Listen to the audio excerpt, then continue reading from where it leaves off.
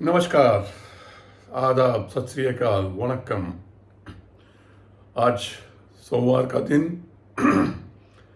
नया सप्ताह शुरू। और आप बैठ गए होंगे अपना कॉपी पेन लेके। पिछला हफ्ता बड़ा बेहतरीन रहा, स्पेशली फ्राइडे। यूएस मार्केट तो आपने देखा ही होगा कितना ज़बरदस्त तेज़ी रही। फ्राइडे को थोड़ा सा कम हरियाली थी, लेकिन फिर भी नेगेटिव नहीं था। काफ़ी कुछ अच्छा रहा। हमारा भी फ्राइडे बहुत बेहतरीन रहा और 24,500 पार कर गया निफ्टी। और कारण बहुत अच्छे थे। आप सभी को मालूम होगा कि जॉब के आंकड़े, उसके बाद रिटेल के आंकड़े, और मेनली अब संभावनाएं बढ़ गई हैं कि रेट कट हो सकता है सितंबर में। आगे होगा क्या पता नहीं। और वैसे भी फ्राइडे को पॉवेल साहब इस फ्राइडे को अपना कुछ लेक्चर देने वाले हैं, तो उसमें हो सकता है कुछ वो अनाउंसमेंट भी कर दें। पर हम पे कोई असर पड़ने वाला नहीं है, क्योंकि फ्राइडे को जब तक उनकी मार्केट खुलेगी हमारी बंद हो चुकी होगी। चलिए, ये तो था बैकग्राउंड। अब आते हैं अपने हिंदुस्तान में वापस। सबसे पहले रक्षाबंधन की शुभकामनाएं। और रक्षाबंधन पे हम गिफ्ट तो देते ही हैं, तो आई विल सजेस्ट कि ज़माना वो पैसे देने वाला तो धीरे धीरे ख़त्म किया जाए और कुछ ऐसी चीज़ें गिफ्ट में दी जाएं जो जो ज़िंदगी भर याद रहें। तो मुझे लगता है कि अगर आप शेयर मार्केट में निवेशित हैं, लगातार चल रहे हैं, वीडियो चैनल्स देख रहे हैं, इन्वेस्टमेंट कर रहे हैं, तो इससे बढ़िया गिफ्ट क्या हो सकता है कि आप बहन का डीमैट अकाउंट खुलवाएं अगर नहीं है तो। और खुलवाने के बाद केवल खुलवाएं ना, उसमें कुछ ना कुछ थोड़ा सा कुछ डालें अपनी श्रद्धा अनुसार। मैं कोई सीमा नहीं दे रहा, दे भी नहीं सकता हूं। और अगर ऑलरेडी अकाउंट है तो आज के दिन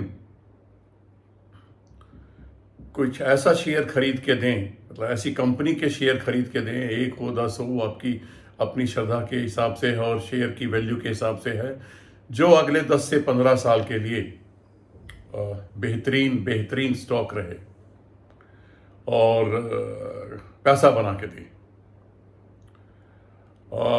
ऑप्शन 5 साल के लिए तो मैं दे सकता हूं। 5 साल के लिए एक नई ऑप्शन मेरे दिमाग में है। वैसे तो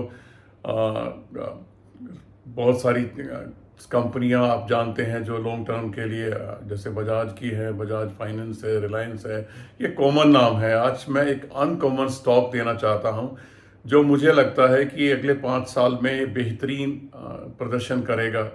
और बड़ा रिस्की स्टॉक भी है, ये भी ध्यान रखिएगा, लेकिन कम लगता है मुझे रिस्क जिस हिसाब से पिछले 3-4 साल से परफॉर्मेंस चल रही है।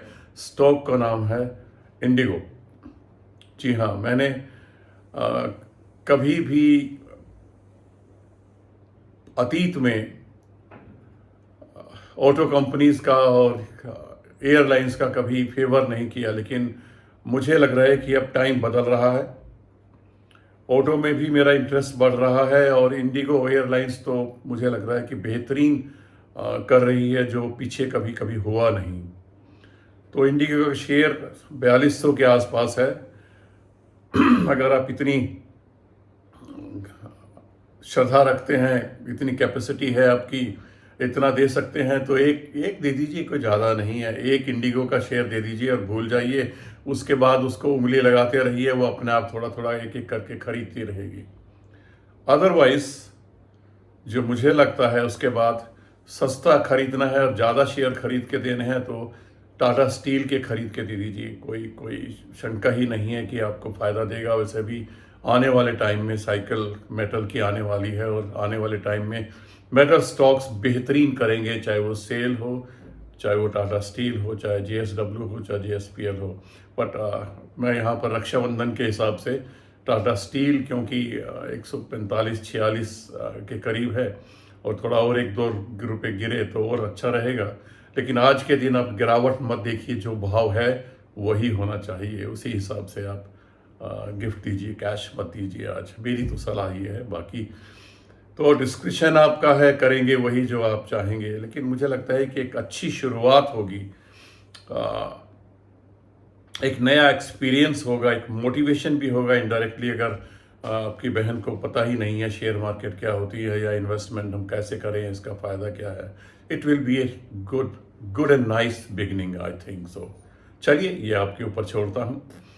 अब हम आगे बढ़ते हैं। आगे बढ़ते हुए मुझे लगता है कि हाँ, कुछ खबरें भी हैं। पहली चीज़ तो बड़ी अच्छी चीज़ है कि क्रूड 80 से नीचे चला गया है। क्रूड 80 से नीचे चला गया है तो ONGC एंड ऑयल इंडिया पे फ़र्क पड़ेगा, उनके लिए फेवरेबल है। और ऐसी अवस्था में पेंट्स को भी फ़ायदा होता है, तो पेंट्स स्टॉक्स पे भी नज़र रखिए, पेंट्स में भी हरकत आ सकती है। दूसरा निराशाजनक खबर है, गोल्ड 2500 को पार कर गया है। बाप रे बाप, कहाँ जाएगा पता नहीं। तो गोल्ड 2500 को पार कर गया है। तो हाँ, मैं थोड़ा सा बीच में गैप डाल गया। पेंट्स वगैरह को या ऑयल मार्केटिंग कंपनी को फ़ायदा इसलिए होगा कि विंडफॉल टैक्स 54% घट गया है। तो जो टैक्स होता है ये ऑयल के ऊपर, वो घट गया है 54%। मैंने ये तो बता दिया इन पे नज़र रखिए, लेकिन ये बताना भूल गया कि क्यों नज़र रखिए। तो टैक्स घट गया है, 2100 के करीब आ गया है, और इसलिए नज़र रखिएगा आप ONGC के ऊपर, ऑयल इंडिया के ऊपर। और पेंट कंपनीज भी मेरी नज़र में थोड़ा सा इफेक्ट दिखाएंगी, अक्सर होता है ये। अब आते हैं एक और खबर के ऊपर। वो खबर है कुछ एयरपोर्ट्स की है, कुछ मेट्रो प्रोजेक्ट्स की है। कुछ 3 मेट्रो प्रोजेक्ट्स की मंजूरी मिली है, कुछ एयरपोर्ट्स की मंजूरी मिली है। तो एयरपोर्ट्स में तो आप जानते हैं कि बादशाह कौन है, GMR इंफ्रा, उसको फ़ायदा हो सकता है, उस पर नज़र रखिए। उसके बाद कल्पतरू पे नज़र रखिए। शायद मुझे लगता है कि मैं पढ़ रहा था कहीं वो प्रोजेक्ट शायद इनको मिल भी गया है, शायद नॉर्थ ईस्ट वाला। तो इसके बाद मेट्रो के लिए BEML और टीटागढ़ पे आप नज़र रख सकते हैं।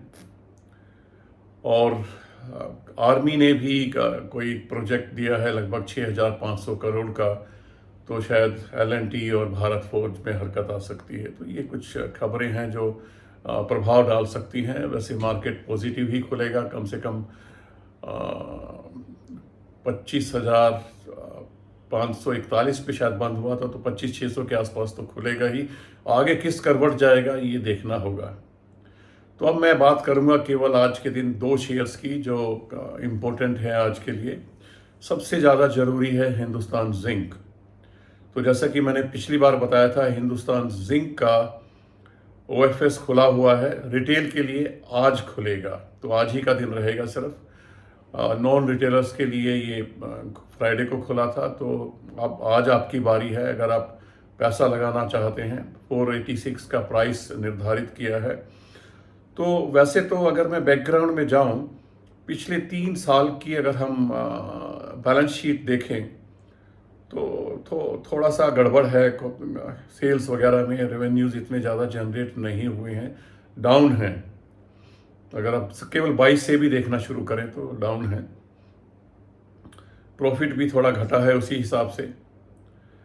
और शेयर होल्डिंग इसमें वैसे आपको पता ही है 68 के करीब वेदांता की है, और उसके बाद 29 पॉइंट समथिंग गवर्नमेंट की है, और रिटेलर्स छोटे छोटे निवेशक केवल 1.78 हैं। वो बात अलग है कि शेयर होल्डर की संख्या लगभग डबल हो गई है पिछले 2-3 साल में। कहाँ 2 लाख के आसपास रहती थी, अब वो 4.5 लाख के करीब हो गई है। तो धीरे धीरे इसमें रिटेलर्स जो है एंट्री कर रहे हैं। तो मैं वापस आता हूँ, अगर ये शेयर आपको मिलता है, वैसे तो सब लंबा सफ़र तय किया है इसने 300 के आसपास से 800 तक का, और अब नीचे 300 नीचे ही है, लगभग 519 पे क्लोजिंग हुई थी। तो अगर आप लॉन्ग टर्म में रहना चाहते हैं निवेशित, तो अगर 500 से नीचे ये मिल जाता है, या OFS में अप्लाई करते हैं आप, और 486, 487, 490 में भी आपको मिल जाता है, अगर आप अपनी बिड 490 पे लगाते हैं, तो मुझे नहीं लगता कोई घाटे का सौदा होगा। ये डिविडेंड इतना बेहतरीन देता है, इतना बेहतरीन डिविडेंड देता है कि 5 साल में आपकी इन्वेस्टमेंट डिविडेंड से ही पूरी कर देगा, अगर मैं गलत नहीं हूँ तो इस शेयर पे आप नज़र बना के रखिएगा। बेहतरीन स्टॉक है डिविडेंड के हिसाब से। ये जब 800 तक जा चुका है तो हम आगे भी संभावना रख सकते हैं कि अगर प्रॉफिट मार्जिन सुधरेंगे, रेवेन्यूज सुधरेंगे तो ये आगे दोबारा से अपने प्रीवियस हाई की तरफ बढ़ेगा।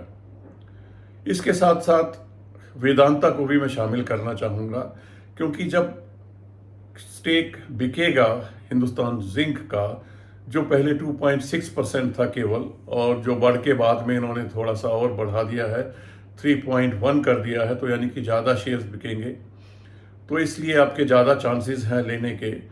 तो वो तो आप करेंगे ही, पर मैं दूसरी नज़रिए से इसको एक्सप्लेन करना चाहता हूँ कि ये जो पैसा आएगा, जो पहले 6400 आना था, अब बढ़ के और आएगा वेदांता के पास, तो ये वेदांता को भी हेल्प करेगा अपना कुछ कर्ज घटाने में, क्योंकि काफ़ी बड़ा कर्ज है, तो कर्ज घटाने में मदद करेगा। तो ये भी एक प्लस पॉइंट रहेगा वेदांता के लिए। तो वेदांता भी एक डिविडेंड पेइंग कंपनी है, 410-15 के आसपास मिल रहा है, अच्छा स्टॉक है। मुझे नहीं लगता कर्जे को अगर आप हटा दें, कभी इसने निराश नहीं किया, कि कर्जा कितना भी रहा हो निराश नहीं किया है। तो दोनों कंपनियां अगर आपको मिल जाती हैं, या आपके पास पैसा है, या आपकी इंटेंशन है कि हाँ ये दोनों डिविडेंड पेइंग कंपनियां हैं और बेहतरीन मौका है हिंदुस्तान जिंक में अप्लाई करने का, तो आप कोशिश कर सकते हैं। और नहीं तो अगर 500 से नीचे आ जाए तो मार्केट से भी खरीदा जा सकता है, मुझे नहीं लगता कोई बुराई है। तो आज देखिए इनके ऊपर मार्केट किस नज़रिए से जाता है वो भी देखिए, सप्ताह भर किस तरीके से करवट बदलता है। मुझे लग नहीं रहा कोई ऐसा नेगेटिव क्यू है अभी कि निराश करेगा, क्योंकि नॉर्थ ईस्ट में जो नॉर्थ ईस्ट कह रहा हूँ मैं, एशिया के साउथ ईस्ट में जो घपला चल रहा था लड़ाई का, इसराइल वगैरह का, वहाँ भी हालात बन रहे हैं कुछ संधि के, कुछ शायद युद्ध विराम हो सकता है, ऐसी संभावनाएं बन रही हैं। तो संकेत पॉजिटिव हैं, रेट कट की अनाउंसमेंट की उम्मीद लगाए बैठे हैं। और वैसे भी हमारी वित्त मंत्री साहिबा आज जितने भी PSU बैंक हैं, सरकारी बैंकों के साथ आज मीटिंग करने वाली हैं कि किस तरीके से परफॉर्मेंस को बढ़ाया जाए, डिपॉजिट्स को बढ़ाया जाए और हमारे बैंक अच्छा करें। तो चलिए आज इतना ही, बुधवार को मिलेंगे, देखिए आज और कल में क्या होता है। तब तक के लिए धन्यवाद।